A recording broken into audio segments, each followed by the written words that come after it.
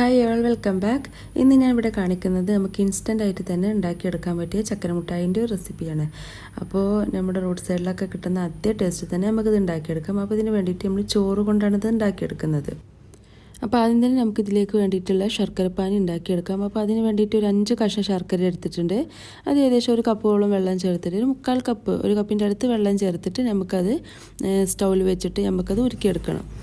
അപ്പോൾ ശർക്കര ഉരുക്കിയെടുക്കുമ്പോൾ അതിൻ്റെ കട്ടി എന്ന് പറയുന്നത് ഭയങ്കര ലൂസാവാനും പാടില്ല, എന്നിട്ട് ഭയങ്കര കട്ടിയിലും ഭയങ്കര ഒരു ഒട്ടിപ്പിടിക്കുന്ന രൂപത്തിൽ അങ്ങനെ ആവും വേണ്ട, ഒരു പാകം പരുവത്തിനാക്കി എടുക്കണം കേട്ടോ.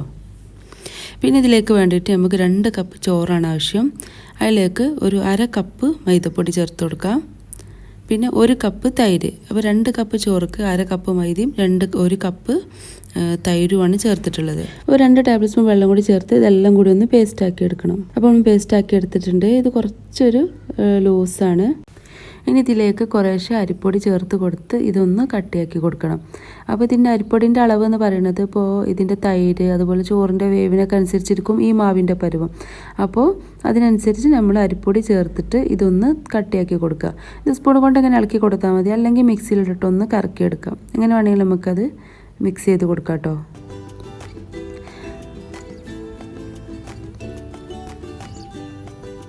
ഇനി നമുക്കിതിലേക്ക്, അപ്പോൾ അതങ്ങനെ തിക്കാക്കി കൊടുത്തിട്ടുണ്ട്. ഇനി നമുക്കിതിലേക്ക് ഒരു ആവശ്യത്തിനുള്ള ഉപ്പ് ചേർത്ത് കൊടുക്കാം. പിന്നെ ഒരു 1/4 ടീസ്പൂണ് സോഡപ്പൊടിയും ചേർത്ത് കൊടുക്കണം. എല്ലാം കൂടി നന്നായിട്ടൊന്ന് മിക്സ് ചെയ്തെടുക്കാം. ഇനി ഇതിലേക്ക് വേണ്ടിയിട്ട് ഒരു ക്യാരറ്റ് ബാഗാണ് ഞാൻ എടുത്തിട്ടുള്ളത്. വേണമെങ്കിൽ നമുക്ക് കെച്ചപ്പ് ബോട്ടിലോ എന്ത് വേണമെങ്കിലും നമുക്ക് യൂസ് ചെയ്യാം.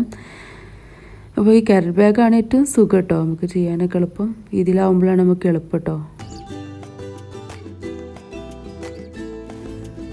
ഇനി ഓയിൽ നമ്മൾ ചൂടാക്കാൻ വെക്കണം. നല്ല ചൂടായതിന് ശേഷം അതിലിട്ട് ഓരോ മിഠായി നമ്മൾ അതിലിട്ട് ഉണ്ടാക്കിയെടുക്കാം.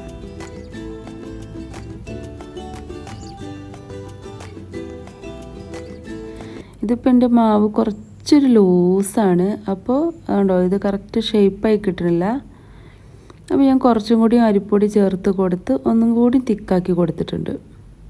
അപ്പോൾ നമ്മളിത് അരിപ്പൊടിയാണ് വീണ്ടും നമ്മൾ ചേർത്ത് കൊടുക്കേണ്ടത് കേട്ടോ, അത് തിക്നെസ് ആക്കാൻ.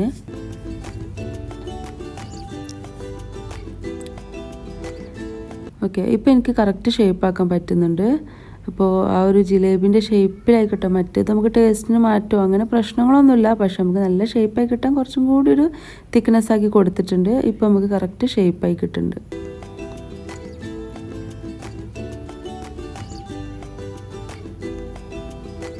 അപ്പോൾ ഇതുപോലെ പരന്നൊരു പാത്രത്തിലൊക്കെ നമ്മൾ ഫ്രൈ ചെയ്തെടുക്കുക. അപ്പോൾ നമുക്ക് ഇതുപോലെ ഒരു 3 എണ്ണമൊക്കെ ഒന്നിച്ചുണ്ടാക്കാനൊക്കെ പറ്റുള്ളൂ. നല്ല ഹൈ ഫ്ലെയിമിലിട്ടിട്ട് നമുക്ക് ഉണ്ടാക്കിയെടുക്കാം കേട്ടോ, അങ്ങനെ ലോ ഫ്ലെയിം ആക്കി കൊടുക്കൊന്നും വേണ്ട.